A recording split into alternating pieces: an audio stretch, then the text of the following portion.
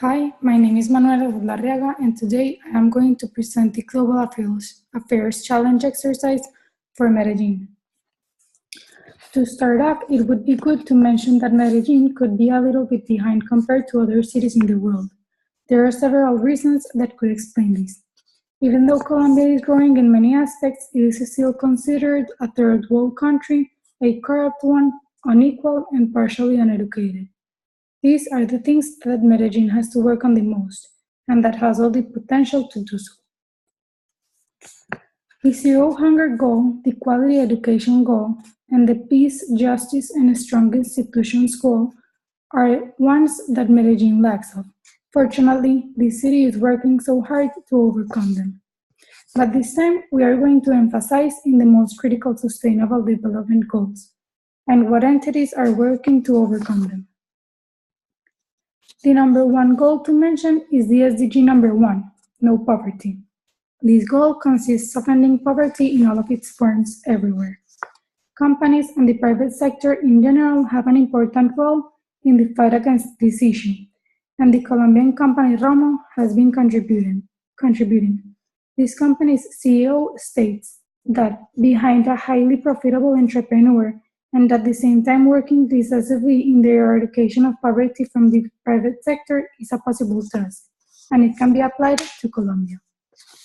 And as he preaches, he applies. This man is responsible for helping and employing many people by setting up a plant that produces 100,000 uniforms for Ramo per year, and by guiding people from a Colombian community to grow Creole potatoes, achieving a store company that today subsists, and it is the source of income for this community. Not only the private entities help, in particular to Medellin and all Colombia, to achieve the most critical sustainable development goals. First, in terms of the gender equality SDG, the government today has the Ley de Cuotas in Spanish, which has as a principle that the president of Colombia must appoint 30% of women in ministries and senior administrative positions. This law provides a larger, important, and professional participation of women in society. And second, in the terms of the 10th SDG, reducing inequality, we have the perfect example to show the government in Medellin wants to reduce and abolish exclusion by improving communities. We're going to show a video in which we can see the example. Decided that as part of the transformation on dealing with crime and violence, infrastructure was important, and these electric stairs are an important part of the process. But this is like first-class technology. Why did Medellin decided to invest this kind of technology in a low-income community?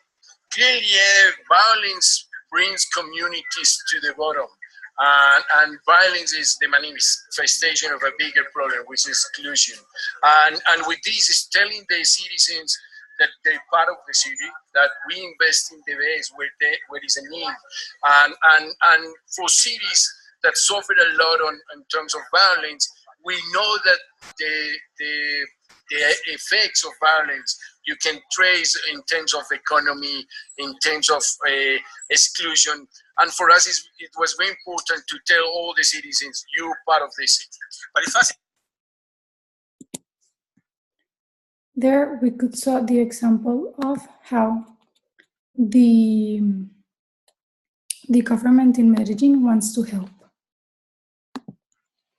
Moving on, even though every SDG is important to develop and achieve by its own, it could be said that many of them wrap up into the SDG number 11, Sustainable Cities and Communities. This goal is extremely important as it contains a little bit of some of the others, some of the ones mentioned before. The ones to take more action for this particular SDG is the local government of each city.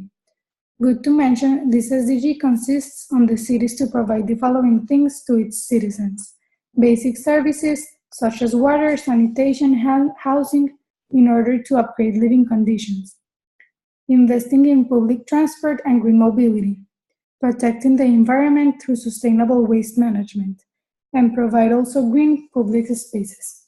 Medellin has been doing great tasks to achieve this goal. To start off, Medellin water is above the world quality standards provided by EPM to the whole Valle de Aburrá.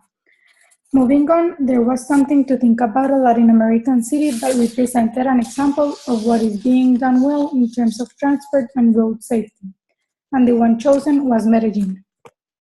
Also, in terms of providing green public spaces, Medellin has recently opened several UVAs all around the cities in order to provide these spaces.